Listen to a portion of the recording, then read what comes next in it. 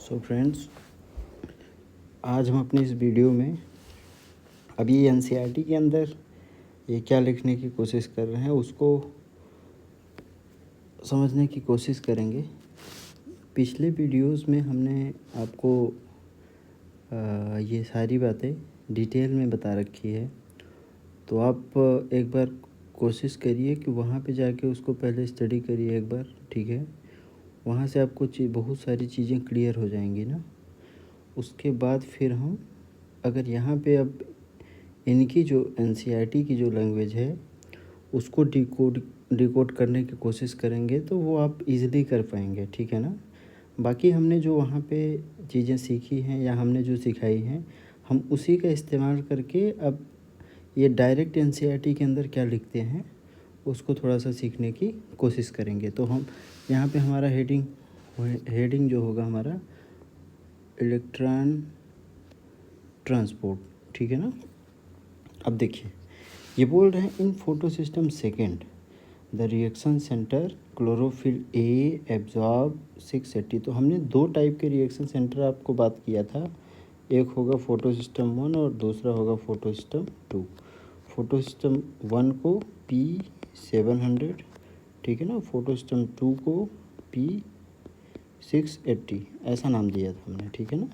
अब ये वही बात कर रहे हैं कि ये जो 680 का जो रिएक्शन सेंटर होगा ना, 680 का जो रिएक्शन सेंटर होगा इसके अंदर का जो क्लोरोफिल ए मॉलिक्यूल है nanometre 680 nanometre wavelength of red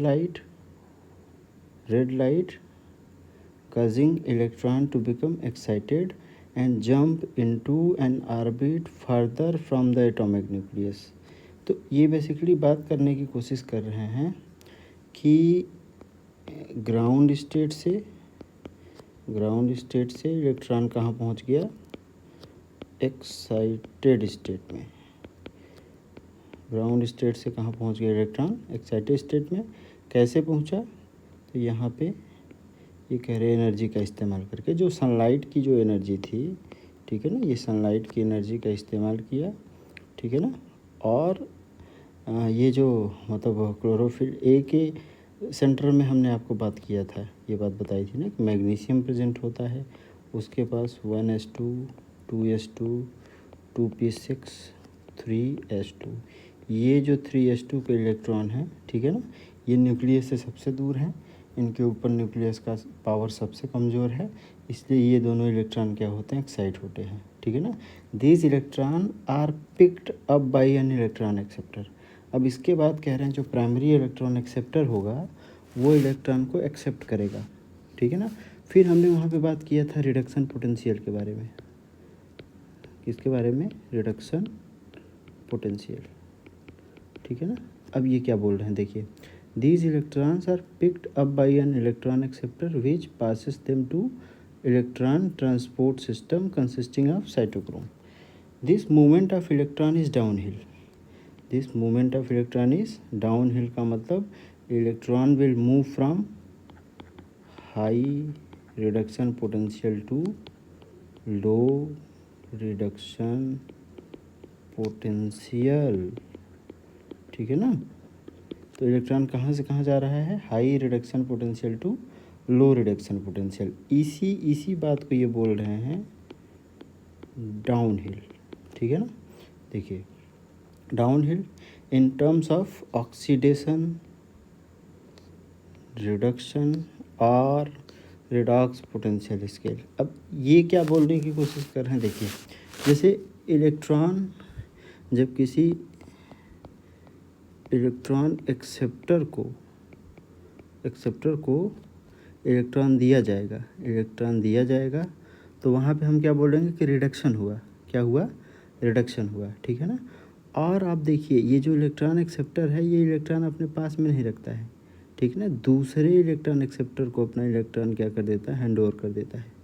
मतलब आप देखिए जो ये इलेक्ट्रॉन एक्सेप्टर की अगर आप स्थिति देखिए तो इसने इलेक्ट्रॉन एक्सेप्ट किया, रिड्यूस हुआ, इलेक्ट्रॉन फर्दर कह रहे हैं दूसरे को दे दिया, तो फिर से क्या हो गया, ऑक्सीडाइज हो गया। वही बात लिख रहे हैं ना, देखिए downhill in terms of oxidation oxidation reduction or redox potential scale, ठीक है ना। तो तीनों टर्म ये इस्तेमाल कर सकते हैं, आपको ऑक्सीडेशन पोटेंशियल बोल सकते हैं, रिडक्शन पोटेंशियल बोल सकते हैं, ठीक है ना, या रिडॉक्स पोटेंशियल। आगे फिर बोल रहे हैं the electron are not used up as they passes through the electron transport chain. मतलब इलेक्ट्रॉन ट्रांसपोर्ट चेन से जब इलेक्ट्रॉन फ्लो हो रहा होता है तो उस इलेक्ट्रॉन को कहीं भी करे कि डायरेक्टली इस्तेमाल नहीं किया जाता। The electron are not used up as they pass through the electron transport chain but are passed onto the pigments of photosystem first. कहने का मतलब ये है, देखिए अब ये क्या बताने की कोशिश की है, जैसे ये कह रहे हैं कि LHC मतलब ये फोटो सिस्टम, ये लिखा है ना फोटो सिस्टम सेकेंड, और ये लिखा है फोटो सिस्टम फर्स्ट। तो फोटो सिस्टम सेकेंड यहाँ से कह रहे हैं इलेक्ट्रॉन एक्साइट होगा, और साथ ही साथ यहाँ से भी इलेक्ट्रॉन एक्साइट होगा, ठीक है ना। तो अब देखिए इलेक्ट्रॉन की जो डिफिशियंसी है वो इसका जो कह रहे फोटो सिस्टम सेकेंड का जो रिएक्शन सेंटर है, ठीक है ना, उसको भी इलेक्ट्रॉन की डिफिशियंसी होगी और फोटो सिस्टम वन को भी डिफिशियंसी होगी। तो दोनों को डिफिशियंसी होगी, ठीक है ना, दोनों की। अब ये बोलने की कोशिश कर रहे हैं कि यहाँ से जो इलेक्ट्रॉन एक्साइट हुआ, ठीक है ना, वो तो आगे चल रहा है, ठीक है ना। तो यहाँ की इलेक्ट्रॉन डिफिशियंसी को फुलफिल कर दिया जाता है फोटो सिस्टम सेकेंड के। यहाँ फोटो सिस्टम सेकेंड का ये जो इलेक्ट्रॉन ऐसे घूम रहा होगा वो मिल जाएगा किसको, फोटो सिस्टम वन को, ठीक है ना। तो अब बात ये यहाँ पे समझना ज़रूरी है कि जो देखिए, ठीक है ना, अब यहाँ पे देखिए आगे क्या होगा, क्या कि ये जो यहाँ पे कह रहे हैं कि फ़ोटो सिस्टम वन से आप देखने की कोशिश करिए, तो यहाँ पे NADP प्लस जो है वो रिड्यूस हुआ है। NADP प्लस क्या हुआ है, रिड्यूस हुआ है। तो NADP प्लस को रिड्यूस होने के लिए कह रहे हैं चाहिए क्या, हाइड्रोजन चाहिए। क्या चाहिए, हाइड्रोजन चाहिए, ठीक है ना। तो हाइड्रोजन कहाँ से मिलेगा, मान लीजिए कह रहे इधर से इलेक्ट्रॉन तो चल रहा है, ठीक है ना। तो होता क्या है कि जो आपका मतलब मैट्रिक्स या जो स्ट्रोमा साइट है, हमने बात किया पिछले लेक्चर्स में, स्ट्रोमा से प्रोटॉन को पिक किया जाता है, ठीक है ना। और ये इधर से कह रहे हैं जो इलेक्ट्रॉन मिला, इलेक्ट्रॉन प्रोटॉन दोनों मिले, इलेक्ट्रॉन प्रोटॉन दोनों, इधर से कह रहे हैं कि इलेक्ट्रॉन चल के आया, ठीक है ना, और स्ट्रोमा से प्रोटॉन को एक्सेप्ट किया गया, इलेक्ट्रॉन प्रोटॉन दोनों को मिला के यहाँ पे क्या बना देते हैं, हाइड्रोजन बना देते हैं। अब वो हाइड्रोजन कह रहे हैं कि यहाँ पे रिडक्शन में काम में आ जाता है, वो आपको दिख रहा है, ठीक है ना। अब ये बोल रहे हैं simultaneously electron in the reaction centre of photo system one, simultaneously electron in the reaction center of photosystem 1 are also excited when they receive red light of wavelength 700 nanometer, ठीक है ना, and are transferred to another acceptor molecule that has greater redox potential।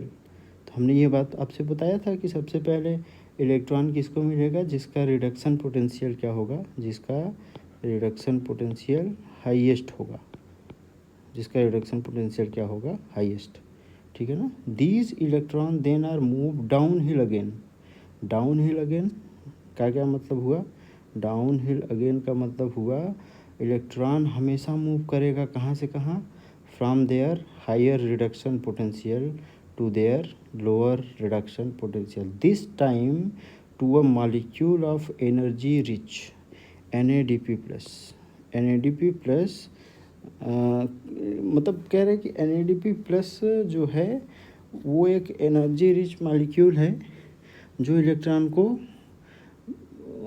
जिसको कह रहे हैं कि electron basically कह रहे हैं NADP प्लस को इलेक्ट्रॉन की ज़रूरत नहीं है, NADP प्लस को बेसिकली ज़रूरत है हाइड्रोजन की, ठीक है ना। The addition of these electron, देखिए ये बात लिख रहे हैं ना, addition of these electron reduces NADP plus to NADPH plus H plus. तो इसकी क्या कहानी हमने बताई थी आपको कि कि ये कह रहे हैं कि ये जो हमारा हाइड्रोजन है इसकी हेट्रोलिसिस होगी, तो H- और H+ में ये ब्रेक होगा, ठीक है ना। तो ये जो कह रहे हैं कि ये जो H- है वो इसको मिल जाएगा, तो ये किस में कन्वर्ट हो जाएगा, NADPH में। और ये जो H+ है इसको इसी के साथ कह रहे हैं कि हम क्या कर सकते हैं, लिख सकते हैं, ठीक है ना। तो यहाँ पे ये लिख रहे हैं, देखिए डायग्राम में इन्होंने सिर्फ NADPH लिखा है, कन्फ्यूज़ नहीं करना है ना।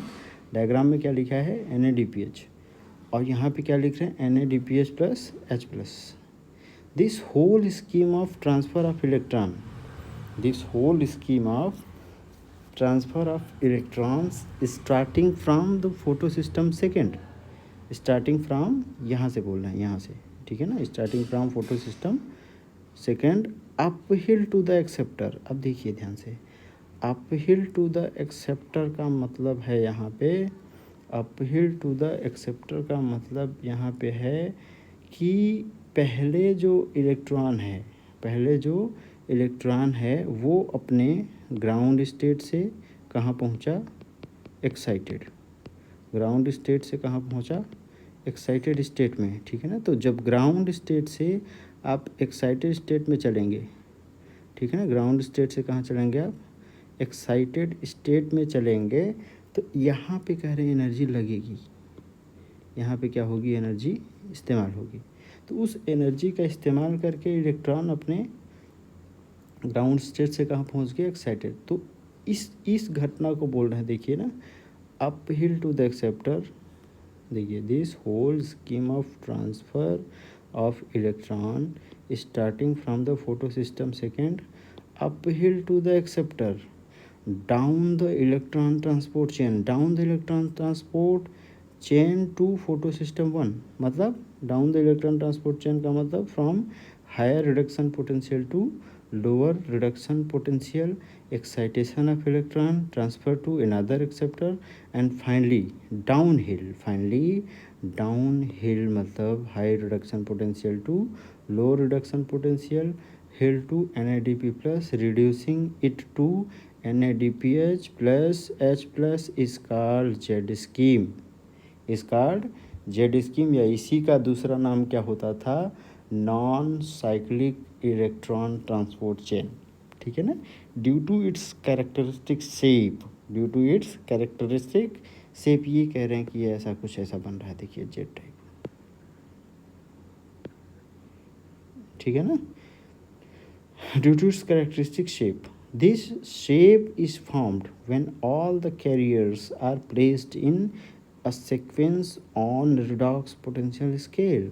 मतलब कह रहे हैं नेचर ने इन चीज़ों को इस तरीके से अरेंज किया है, ठीक है ना, इस तरीके से इसको अरेंज किया है कि जो इलेक्ट्रॉन का फ्लो होगा वो कुछ इसी तरीके से होगा, ठीक है ना, वो कुछ इसी तरीके से होगा, ठीक है ना। अब नेक्स्ट हमारा जो टॉपिक है वो है हमारा स्प्लिटिंग ऑफ वाटर, ठीक है ना। You would then ask how does photosystem second supply electron continuously, ठीक है ना। मतलब कहने का ये है कि फोटो सिस्टम सेकेंड का जो इलेक्ट्रॉन था वो एक्साइट हुआ, फोटो सिस्टम सेकेंड का इलेक्ट्रॉन एक्साइट हुआ, फोटो सिस्टम 1 का भी इलेक्ट्रॉन एक्साइट हुआ, लेकिन फोटो सिस्टम सेकेंड का जो इलेक्ट्रॉन एक्साइट हुआ वो दोबारा से फोटो सिस्टम सेकेंड के रिएक्शन सेंटर को नहीं मिला, ठीक है ना। अब आप चाहते हैं कि दोबारा से फोटो सिस्टम सेकेंड के का जो रिएक्शन सेंटर है वहाँ से इलेक्ट्रॉन फिर से एक्साइट हो,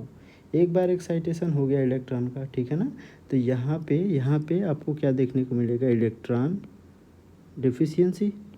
तो इस इलेक्ट्रॉन डेफिशिएंसी को ख़त्म करने के लिए पानी क्या करता है, टूटता है, ठीक है ना, पानी क्या करता है, टूटता है। तो यहाँ पे देखिए पानी को तोड़ने की कोशिश किए हैं, तो यहाँ पे आपको यह हाइड्रोजन है, तो हाइड्रोजन से 2 प्रोटॉन 2 इलेक्ट्रॉन मिले, ठीक है ना। और एक कह रहे हैं कि ये एटॉमिक ऑक्सीजन है, एक एटॉमिक ऑक्सीजन, ठीक है ना। तो ये कह रहे हैं यहाँ पे जो इलेक्ट्रॉन की, यहाँ से इलेक्ट्रॉन देखिए, यहाँ से इलेक्ट्रॉन एक्साइट हुआ तो यहाँ पे इलेक्ट्रॉन की डेफिशिएंसी क्रिएट होगी, यहाँ पे इलेक्ट्रॉन की डेफिशिएंसी क्रिएट होगी। तो इस इलेक्ट्रॉन की डेफिशिएंसी को इस इलेक्ट्रॉन ने पूरा कर दिया, ये देखिए, ठीक है ना। और ये जो प्रोटॉन है, ये हमने बात किया था वहाँ पे कि ये प्रोटॉन कहाँ रह गया था, ल्यूमेन में रह गया था, ठीक है ना। यही बोलने की कोशिश कर रहे हैं ये आगे कि the electron that were move from photosystem second must be replaced, मतलब फोटो सिस्टम सेकेंड्स के रिएक्शन सेंटर से जो इलेक्ट्रॉन एक्साइट हुआ उसे आपको क्या करना पड़ेगा, उसे आप रिप्लेस करना पड़ेगा। अगर आप रिप्लेस नहीं कर पाए तो फिर फोटो सिस्टम सेकेंड से इलेक्ट्रॉन का एक्साइटेशन दोबारा नहीं हो सकता है, ठीक है ना, क्योंकि वहाँ पे इलेक्ट्रॉन है ही नहीं जो एक्साइट हो सके। This is achieved by electron available due to splitting of water. The splitting of water is associated with photosystem second, ये बात किया था हमने। Water is splits into 2H+, ठीक है ना, atomic oxygen and electron.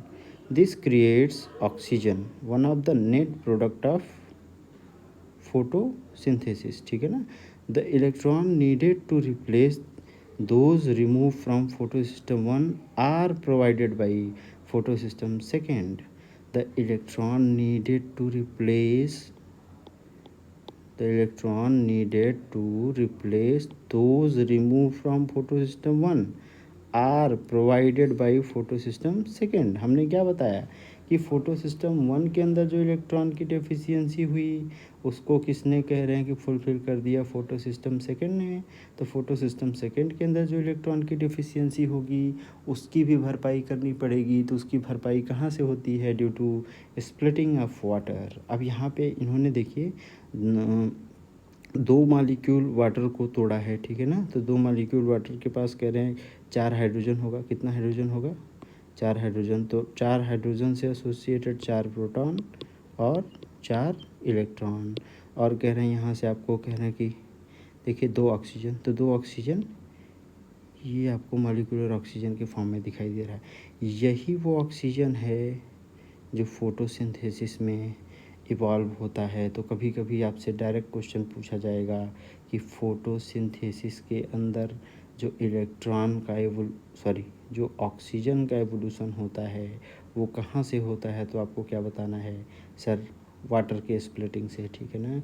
We need to emphasise here that the water splitting complex is associated with the photosystem, ठीक है ना। इसी को हमने वहाँ पे नाम दिया था ऑक्सीजन इवॉल्विंग कॉम्प्लेक्स। क्या नाम दिया था, oxygen evolving complex, which itself is physically located on the inner side of the membrane of the thylakoid. Then where are the proton and oxygen formed likely to be released,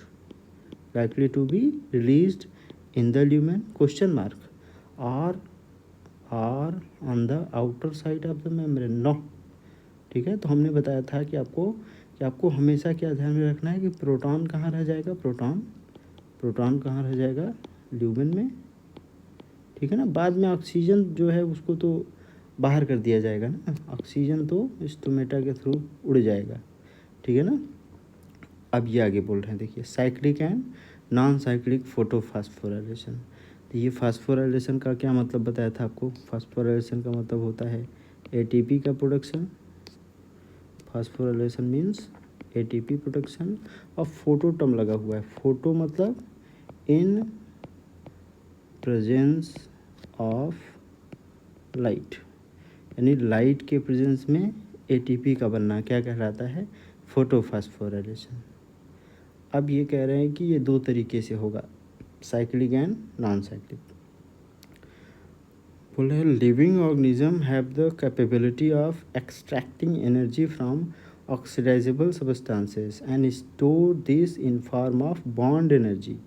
special substances like ATP, जो ATP है, ठीक है ना, ATP बनता कहाँ से है, ADP मतलब एडिनोसिन डाइफॉस्फेट और इनऑर्गेनिक फॉस्फेट से, ठीक है ना। तो बेसिकली कह रहा है कि हमारे पास जो एडिनोसिन डाइफॉस्फेट है, इसको बोल दे थोड़ी देर के लिए एडिनोसिन, ये कह रहे हैं 1 फॉस्फेट, ये दूसरा फॉस्फेट। अब तीसरे फॉस्फेट को यहाँ आपको जोड़ना है, तीसरे फॉस्फेट को जोड़ना है। तो ये तीसरे फॉस्फेट को जोड़ने में कह रहे हैं यहाँ पे क्या लगती है, एनर्जी लगती है, ठीक है ना। तो वही बोल रहे हैं ना कि देखिए living organism have the capability of extracting energy from oxidizable substance, जो ऑक्सीडाइजेबल सब्सटेंस है वहाँ से एनर्जी रिलीज कराएंगे, और उस रिलीज्ड एनर्जी को किस फॉर्म में, एटीपी के फॉर्म में क्या करते हैं, स्टोर कर लिया जाता है। This energy in their chemical bond, the process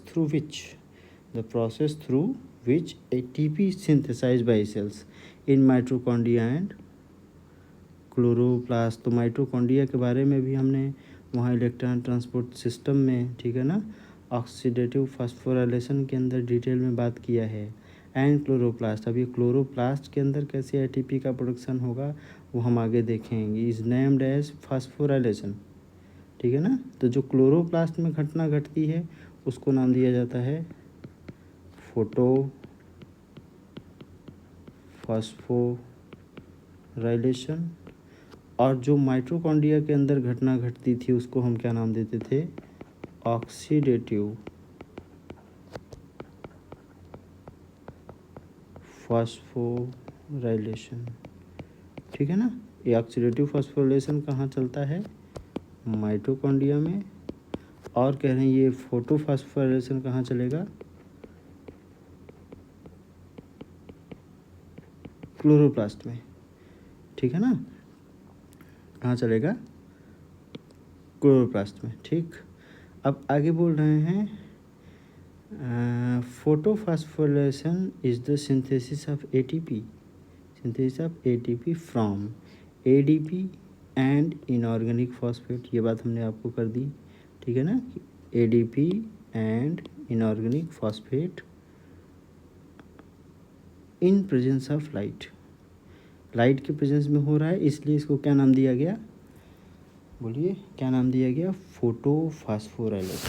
when the two photo system works in series, मतलब आप ये कह रहे हैं कि जब फोटो सिस्टम 1 और फोटो सिस्टम 2 दोनों एक साथ ऑपरेट होते हैं, when the two photosystem work in series, first photosystem second and then photosystem first, ठीक है ना, are process called non cyclic photophosphorylation occurs. The two photosystems are connected through an electron transport chain as seen earlier in Z scheme. Both ATP and NADPH plus H plus are synthesized by this kind of electron flow. अच्छा, दोनों को इकट्ठे हमने वहाँ पे क्या नाम दिया था, अगर आपने ध्यान दिया होगा तो इनको हमने नाम दिया था एसिमिलेटरी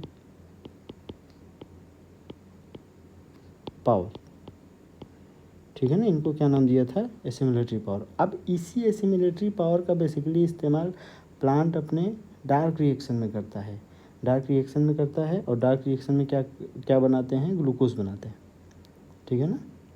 देखिए व्हेन आप ये बोल रहे हैं कि आपके पास अच्छा, ये घटना तब की है, ध्यान से देखिए, ये घटना तब की है जब कह रहे हैं कि जब आपके पास जो अवेलेबल लाइट है उसके अंदर कह रहे हैं 680 नैनोमीटर भी प्रेजेंट हो, 680 नैनोमीटर से बड़ी वेवलेंथ भी हो, छोटी वेवलेंथ भी हो, या इसी को हमने क्या नाम दिया था, इसी लाइट को हमने नाम दिया था मिक्स्ड लाइट। क्या नाम दिया था, मिक्स्ड लाइट। तो मिक्स्ड लाइट होगा तो फिर आपको वहाँ पे मतलब ये दोनों ठीक है ना, दोनों फोटो सिस्टम साथ में काम करते हुए नज़र आएंगे। अब कह रहे हैं कि when only photo system 1 is functional, ठीक है ना। तो ये हमने इसको आपको रेड ड्रॉप करके समझाया है। रेड ड्रॉप क्या है, तो अगर कह रहे हैं कि हमने सिर्फ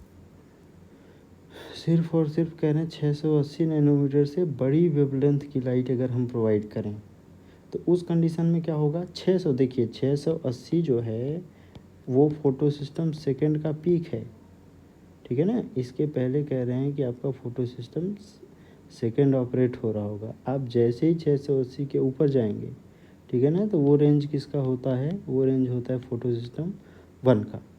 तो यही बोलने की कोशिश कर रहे हैं ये कि when only photo system 1 is functional, the electron is circulated with in the photo system and the phosphorylation occurs due to cyclic flow of electron. A possible location where this could be happening is the stroma lamellae, ठीक है ना। ये कह रहे हैं कि कहाँ हो सकते हैं ये, द स्ट्रोमा लैमेली। तो हमने वहाँ पे स्ट्रोमा लैमेली, अगर आपको याद होगा तो एक बात और बताई थी आपको कि वो स्ट्रोमा लैमेली जो है उसके पास NADP रिडक्टेज एंजाइम बोले थे ना, NADP रिडक्टेज एंजाइम एब्सेंट होता है, नहीं होता उसके पास, ठीक है ना। देखिए, वाइल द मेम्ब्रेन और lamella of the grana have both, तो उसमें आपको अप्रेस सरफेस और नॉन अप्रेस सरफेस के बारे में बात किया था। Photosystem first and second, the stroma lamellae membrane like photosystem second as well as NADP reductase enzyme, ठीक है ना। The excited electron does not pass on to the NADP plus, मतलब कह रहे हैं कि जो इलेक्ट्रॉन एक्साइट होता है, ठीक है, फोटो सिस्टम 1 का जो इलेक्ट्रॉन एक्साइट होता है वो NADP प्लस को ना मिलके, ठीक है ना, वो NADP प्लस को ना मिलके क्या होता है, साइकिल्ड बैक होता है। साइकिल बैक होके कहाँ पहुँच जाता है, फिर से जो फोटो सिस्टम 1 का रिएक्शन सेंटर है उसको मिल जाता है। The cyclic flow hence results only the synthesis of ATP but not NADPH plus H plus. यानी अगर कह रहे हैं कि साइक्लिक फ्लो होगा इलेक्ट्रॉन का, तो साइक्लिक फ्लो में ATP तो बनेगा लेकिन NADPH प्लस H प्लस नहीं बनेगा। अच्छा, इसी घटना को तो हमने बोला था कि इसको बोल रहे थे इमर्सन साहब रेड ड्रॉप इफेक्ट, उसको क्या बोल रहे थे, रेड ड्रॉप। यानी कह रहे हैं कि रेड लाइट, अगर आप कह रहे हैं प्लांट को 680 नैनोमीटर से बड़ी वेवलेंथ की लाइट, मोनोक्रोमेटिक लाइट अगर आपने इस्तेमाल किया है तो वहाँ पे आपको कह रहे हैं कि NADPH2 का फॉर्मेशन होता हुआ नहीं दिखाई पड़ेगा, ठीक है ना। आगे बोल रहे हैं cyclic photophosphorylation also occurs when only light of wavelength beyond 680 nanometre are available for excitation. यही बात तो कर रहे थे ना कि जब आप 680 नैनोमीटर से बड़ी वेवलेंथ की लाइट इस्तेमाल करेंगे उस कंडीशन में आपको, ठीक है ना, सिर्फ फोटो सिस्टम 1 ऑपरेट होता हुआ दिखेगा, फोटो सिस्टम 1 अकेले ऑपरेट होगा, तो उस कंडीशन में NADPH2 नहीं बनेगा, सिर्फ क्या बनेगा, ATP बनेगा, सिर्फ क्या बनेगा, ATP बनेगा, ध्यान रखना है, ठीक है ना। अब देखिए नेक्स्ट बात क्या बोल रहे हैं ये, अब केमी ऑस्मोटिक हाइपोथेसिस, यानी ATP प्रोडक्शन के लिए ये जो मतलब ATP प्रोडक्शन के लिए जो थियरी की बात की गई यहाँ पे, ठीक है ना, उसको हम लोग क्या नाम देते हैं, केमी ऑस्मोटिक थियरी, या इसको कभी कभी केमी ऑस्मोटिक हाइपोथेसिस दोनों बोल रहे हैं, ठीक है ना। देखिए अब आगे बोल रहे हैं let us now try and understand how actually ATP synthesised in the chloroplast, ठीक है ना। तो माइटोकॉन्ड्रिया के अंदर कैसे ATP सिंथेसाइज होता है वो बात तो हमने डिटेल में किया इलेक्ट्रॉन ट्रांसपोर्ट सिस्टम के अंदर। अब हम बात करेंगे क्लोरोप्लास्ट के अंदर कैसे ATP का प्रोडक्शन होता है, ठीक है ना। अब ये कह रहे हैं the chemiosmotic hypothesis has been put forward to explain the mechanism like in respiration in photosynthesis 2, मतलब जैसे रिस्पायरेशन में ATP का प्रोडक्शन होता था वैसे ही फोटोसिंथेसिस में भी ATP का प्रोडक्शन होगा। ATP synthesis is linked to development of proton gradient across membrane. This time these are the membrane of thylakoid. पहले क्या था हमारा इलेक्ट्रॉन ट्रांसपोर्ट सिस्टम के अंदर, जब हम माइटोकॉन्ड्रिया के अंदर स्टडी कर रहे थे तो वहाँ हम बात करते थे कि प्रोटॉन जो है उसको इंटर मेम्ब्रेनस स्पेस के अंदर कह रहे हैं कि उसका कंसंट्रेशन बढ़ाया जाता है। यहाँ पे ऐसा नहीं होगा, यहाँ पे ल्यूमेन में बढ़ेगा कंसंट्रेशन। कहाँ बढ़ेगा, ल्यूमेन में, और उसको ल्यूमेन से फर्दर कह रहे हैं कि स्ट्रोमा साइड में बाहर किया जाएगा और वहाँ से ATP बनाएंगे, ठीक है ना। तो इसको हम 1 by 1 डिस्कस करने की कोशिश कर रहे हैं। कह रहे हैं कि देयर इज़ वन डिफरेंस दो here the proton accumulation is towards inside of the membrane in the lumen lumen. In respiration, proton accumulates in intermembrane space of the mitochondria when electron moves through electron transport system. ठीक है ना. Let us understand what causes the proton gradient across the membrane. We need to consider again the processes that takes place during the activation of electron and their transport to determine the step that causes a proton gradient to develop. ठीक है ना. अब ये कहने की कोशिश करना है कि हम कैसे प्रोटॉन का ग्रेडियंट डेवलप होता है उसके बारे में चर्चा करने वाले हैं. ठीक है ना.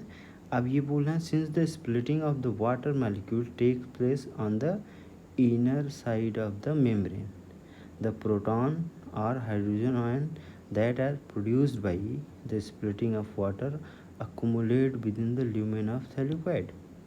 ठीक है ना. ये कह रहे हैं कि हमने पहले भी आपको बताया कि ल्यूमेन के अंदर प्रोटॉन रह गया. ठीक है ना. इलेक्ट्रॉन किसको मिल गया, फोटो सिस्टम सेकेंड के रिएक्शन सेंटर को. इलेक्ट्रॉन किसको मिल गया, फोटो सिस्टम सेकेंड के रिएक्शन सेंटर को. और कह रहे हैं प्रोटॉन कहाँ रह गया, ये प्रोटॉन कहाँ रह गया, ल्यूमेन में रह गया. ठीक है ना. प्रोटॉन कहाँ रह जाएगा, ल्यूमेन में रह जाएगा. देखिए अच्छा ये बात समझ में आ गया. पहला पॉइंट क्लियर कट हो गया.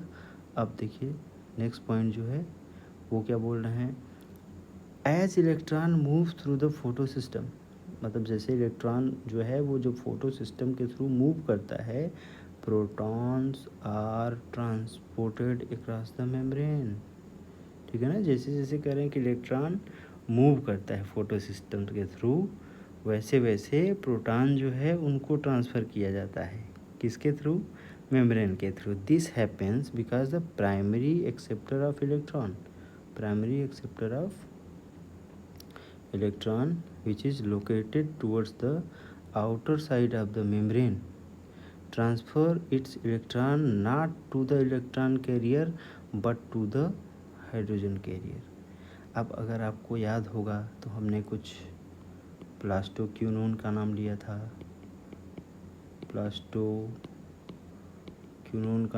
था, हमने फाइलोक्यूनोन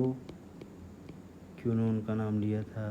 तो ये जो प्लास्टोक्यूनोन और फाइलोक्यूनोन है बेसिकली ये दोनों किसकी तरह बिहेव करते हैं, यहाँ पे हाइड्रोजन एक्सेप्टर की तरह. किसकी तरह बिहेव करते हैं, हाइड्रोजन एक्सेप्टर की तरह. मतलब इनको कह रहे हैं कि इनको हाइड्रोजन चाहिए. इनको क्या चाहिए, हाइड्रोजन. तो अब कह रहे हैं हम फ्लो क्या करवा रहे हैं, हम फ्लो तो इलेक्ट्रॉन करवा रहे हैं. सर हम फ्लो क्या करवा रहे हैं, फ्लो तो हम इलेक्ट्रॉन करवा रहे हैं. अब ये जो कह रहे हैं कि ये जो एक्सेप्टर हैं ये कह रहे हैं ये हाइड्रोजन एक्सेप्टर हैं. तो हाइड्रोजन एक्सेप्टर को बेसिकली हाइड्रोजन चाहिए और आप कह रहे हैं इसको खाली इलेक्ट्रॉन दीजिएगा, ये इलेक्ट्रॉन को अकेले एक्सेप्ट ही नहीं करेगा. ठीक है ना. तो वही बोलने की कोशिश कर रहे हैं कि स्ट्रोमा साइड से प्रोटॉन को लिया गया. ठीक है ना. ये जो इलेक्ट्रॉन कह रहे हैं इलेक्ट्रॉन ट्रांसपोर्ट चेन के थ्रू फ्लो कर रहा है. इलेक्ट्रॉन प्रोटॉन दोनों मिलते हैं और दोनों मिल के क्या बना देते हैं, हाइड्रोजन बना देते हैं. और ये हाइड्रोजन को लेके ये जो हाइड्रोजन एक्सेप्टर हैं वो क्या करते हैं, रिड्यूस हो जाते हैं. आप ये कह रही जो हाइड्रोजन एक्सेप्टर हैं, जब हाइड्रोजन एक्सेप्टर से फर्दर इलेक्ट्रॉन आगे मूव करता है, ठीक है ना, फर्दर जब आगे इलेक्ट्रॉन मूव करता है तो वो किसको मिल जाता है, फिर से इलेक्ट्रॉन एक्सेप्टर को. बोलिए. तो इन्होंने बेसिकली एक्सेप्ट क्या किया, इन्होंने एक तरीके से हाइड्रोजन एक्सेप्ट किया. अब इसको कह रहे वापस क्या करना है, इलेक्ट्रॉन वापस करना है. तो प्रोटॉन तो बच गया इनके पास ना. अरे भाई मेरे, हाइड्रोजन लिया मतलब इलेक्ट्रॉन प्रोटॉन दोनों लिया. हाइड्रोजन लिया मतलब इलेक्ट्रॉन प्रोटॉन दोनों लिया. अब इलेक्ट्रॉन तो कह रहे हैं कि अगला जो भी इलेक्ट्रॉन एक्सेप्टर है उसको मिल गया. ठीक है ना. तो प्रोटॉन कहाँ गया, प्रोटॉन फिर से पहुँच गया ल्यूमेन में. प्रोटॉन कहाँ पहुँच जाएगा, देखिए यही लिखने की कोशिश कर रहे हैं कि this happen because the primary acceptor of electron which is located towards the outer side of the membrane transfer its electron not to the electron carrier. Electron carrier को अपना इलेक्ट्रॉन नहीं देता है but to hydrogen carrier. Hence this molecule removes a proton from the stoma while transporting the electron. ठीक है ना। When this molecule passes on its electron to the electron carrier on the inner side of the membrane, मतलब अगले electron acceptor को जब ये अपने electron को फर्दर कह रहे हैं हैंड ओवर करते हैं, the proton is release into the inner side और the lumen side of the membrane. Lumen में अब आप देख पा रहे हैं ना कि पानी टूटा, तो पानी टूटने के बाद जो उसने कह रहे हैं कि जो मतलब वहाँ से जो प्रोटॉन रिलीज हुआ वो कहाँ है, ल्यूमेन में है, ठीक है ना। और हाइड्रोजन एक्सेप्टर ने जो इलेक्ट्रॉन प्रोटॉन दोनों एक्सेप्ट किया, इलेक्ट्रॉन तो फर्दर अगले जो भी इलेक्ट्रॉन एक्सेप्टर होंगे उनको हैंड ओवर कर दिया जाएगा। प्रोटॉन कहाँ रह जाएगा, प्रोटॉन ल्यूमेन में रह जाएगा। अब आप अगर फील कर पा रहे हैं तो आप बहुत अच्छे से देख सकते हैं कि ल्यूमेन में लगातार प्रोटॉन क्या हो रहा है, बढ़ रहा है, ठीक है ना। आगे फिर बोल रहे हैं the NADP reductase enzyme is located on stroma side, ठीक है ना। ये कहाँ प्रेजेंट होता है, स्ट्रोमा साइड में, along with electron that comes from the acceptor of the electron of photosystem 1. Protons are necessary for the reduction, मतलब खाली कह रहे कि इलेक्ट्रॉन से काम नहीं चलेगा, इलेक्ट्रॉन से खाली काम नहीं चलेगा, तो प्रोटॉन आर नेसेसरी, तो प्रोटॉन कहाँ से आएगा, नेसेसरी NADP टू, मतलब NADP प्लस को NADPH2 या NADPH प्लस H प्लस में कन्वर्ट कराना है, ठीक है ना। तो ये कन्वर्जन कब पॉसिबल होगा, जब आपके पास हाइड्रोजन होगा, जब आपके पास हाइड्रोजन होगा। और हाइड्रोजन तो आपको डायरेक्ट कहने मिल नहीं रहा है, आपको मिल क्या रहा है, आपको मिल रहा है इलेक्ट्रॉन, ठीक है ना। तो इलेक्ट्रॉन तो ठीक है, इलेक्ट्रॉन आपको कह रहे हैं कि फ्लो कर रहा है, वो आप इलेक्ट्रॉन को क्या कर लेंगे, पिक कर लेंगे, ठीक है। लेकिन खाली इलेक्ट्रॉन से काम चलेगा नहीं, आपको चाहिए क्या, इलेक्ट्रॉन के साथ साथ प्रोटॉन भी। तो उस प्रोटॉन को कह रहे हैं कहाँ से उस प्रोटॉन को कहाँ से कैप्चर करते हैं, उस प्रोटॉन को स्ट्रोमा से कैप्चर करते हैं। यही बोलने की कोशिश कर रहे हैं this proton are also remove from the stroma, ठीक है ना।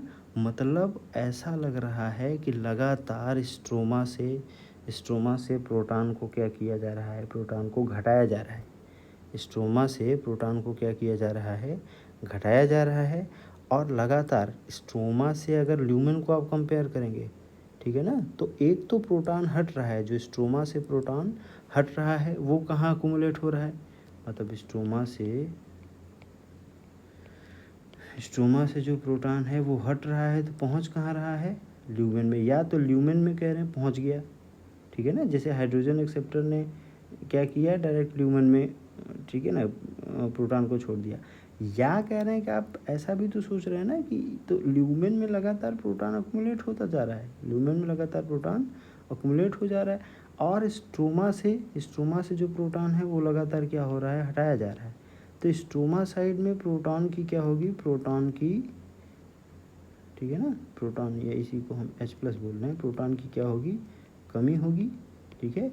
और H प्लस का जो कंसंट्रेशन है वो ल्यूमेन में क्या होगा, लगातार बढ़ रहा होगा, बोलिए, ठीक है ना। तो आपको मतलब स्ट्रोमा साइड में और ल्यूमेन साइड में दोनों में आपको क्या देखने को मिलेगा कि एक जगह प्रोटॉन का कंसंट्रेशन लगातार बढ़ रहा है, दूसरी जगह प्रोटॉन का कंसंट्रेशन लगातार घट रहा है। तो इस वजह से हमने वहाँ पे बात किया था कि एक ग्रेडियंट बनता है जिसको नाम दिया जाता है कंसंट्रेशन ग्रेडियंट। इसको क्या नाम देते हैं, कंसंट्रेशन ग्रेडियंट। अच्छा देखिए एक चीज़ और, जब कह रहे हैं जब प्रोटॉन स्ट्रोमा से लगातार हटेगा, ठीक है ना, यानी स्ट्रोमा से पॉजिटिव चार्ज हट रहा है, तो कहीं से आप पॉजिटिव चार्ज हटा रहे हैं, तो यानी वहाँ पे आप क्या क्रिएट कर रहे हैं, नेगेटिव चार्ज। और कहीं पे आप पॉजिटिव चार्ज लगातार अकुमुलेट कर रहे हैं, तो जहाँ पॉजिटिव चार्ज अकुमुलेट होगा उस साइड में आपको क्या देखने को मिलेगा, सर पॉजिटिव चार्ज का अकुमुलेशन होगा, बोलिए क्या देखने को मिलेगा, पॉजिटिव चार्ज का अकुमुलेशन देखने को मिलेगा। तो ये कह रहे हैं कि इसकी वजह से एक दूसरा ग्रेडियंट बनता है जिसको हमने क्या नाम दिया था वहाँ पे, वोल्टेज ग्रेडियंट। क्या नाम दिया था, वोल्टेज ग्रेडियंट और कंसंट्रेशन ग्रेडियंट। देखिए कंसंट्रेशन ग्रेडियंट और वोल्टेज ग्रेडियंट दोनों मिल के क्या बनाते हैं, प्रोटॉन मोटिव फोर्स। क्या बनाते हैं, प्रोटॉन मोटिव फोर्स, यानी प्रोटॉन को मोशन देने वाला फोर्स। अब ये प्रोटॉन मोटिव फोर्स जो है वो क्या करता है, प्रोटॉन को बाहर फेंकता है। कहाँ से, ल्यूमेन से किधर की तरफ, स्ट्रोमा साइड, ल्यूमेन से स्ट्रोमा साइड, ठीक है ना। तो अब देखिए ल्यूमेन में हमने क्या बताया था, प्रोटॉन का कंसंट्रेशन ज़्यादा था, ठीक है। स्ट्रोमा में प्रोटॉन का कंसंट्रेशन क्या है, इसके कंपैरिजन में कम है। तो प्रोटॉन कहाँ से कहाँ मूव कर रहा है, proton will move from their higher concentration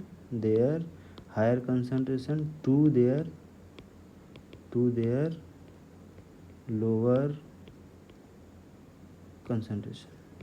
तो proton will move from their higher concentration to their lower concentration, ठीक है ना। अब आगे की कहानी देखिए, इतना बात आपको कह रहे हैं पता होगी तो ये बहुत आसानी से आप समझ पाएंगे। देखिए, hence with in the chloroplast proton in the stoma decreases in number, while in the lumen there is accumulation of protons.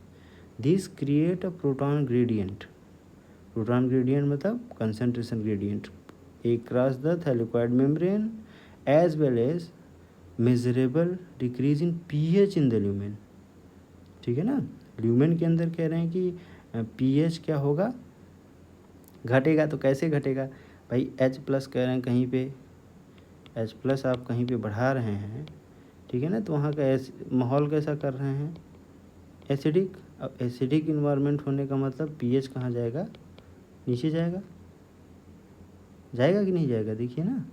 ये बोल रहे हैं this create a proton gradient across the thylakoid membrane, ये बात तो पक्की हो गई। As well as measurable decrease in pH in the lumen में लगातार क्या होगा, pH। Why are we so interested in the proton gradient. अब ये बोल रहे हैं कि हम इतना प्रोटॉन ग्रेडियंट को लेके इतना एक्साइटेड क्यों हैं। This gradient is important because it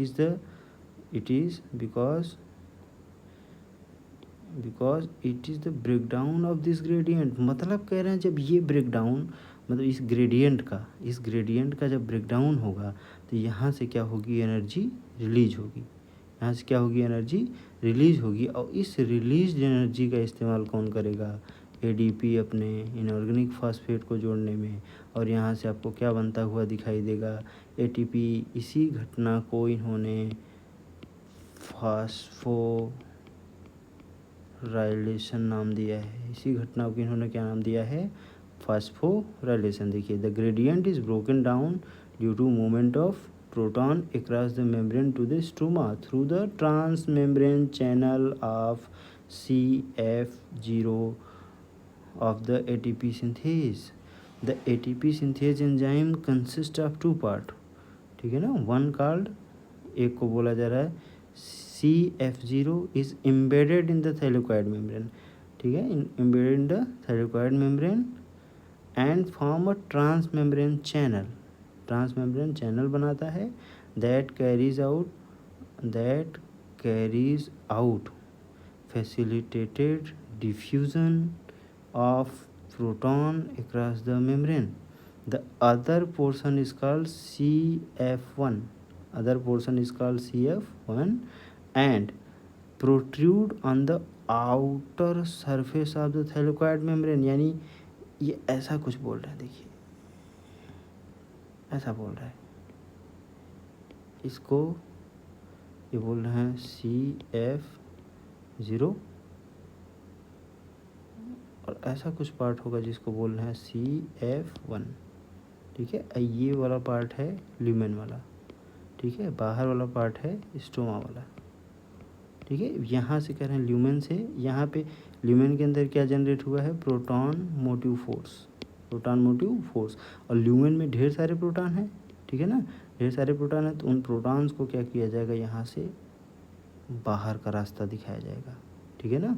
देखिए, the protrude onto the outer surface of the thylakoid membrane on the side that faces the stroma।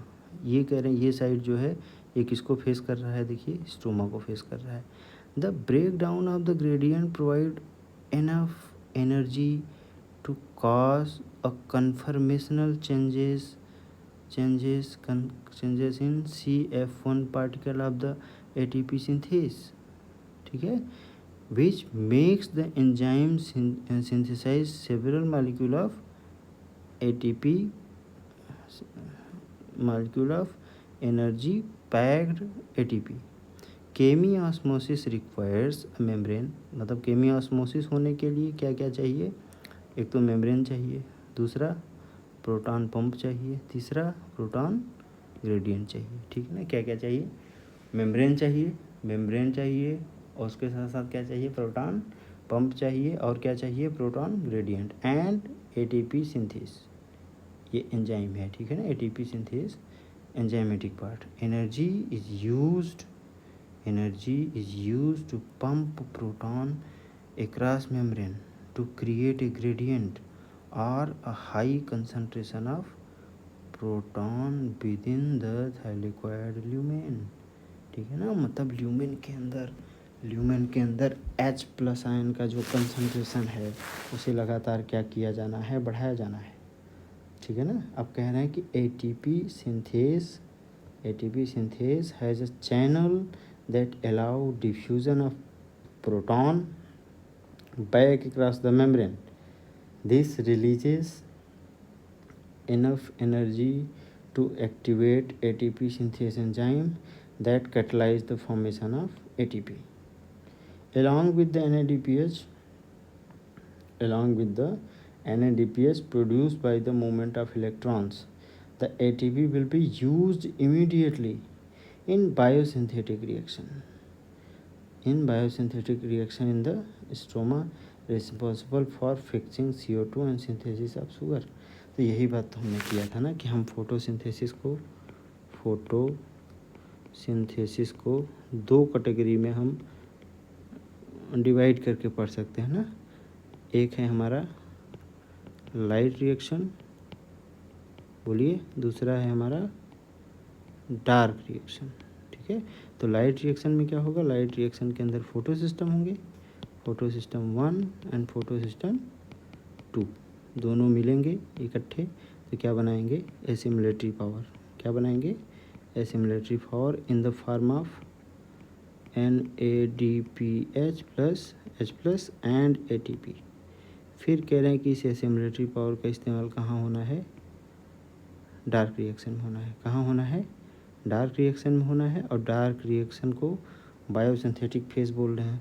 तो डार्क रिएक्शन में क्या होगा, शुगर बनेगा। क्या बनेगा, शुगर बनेगा इन द फॉर्म ऑफ ग्लूकोज, ठीक है ना। आई होप ये वीडियो आपको पसंद आएगी, ठीक है ना। Thank you so much.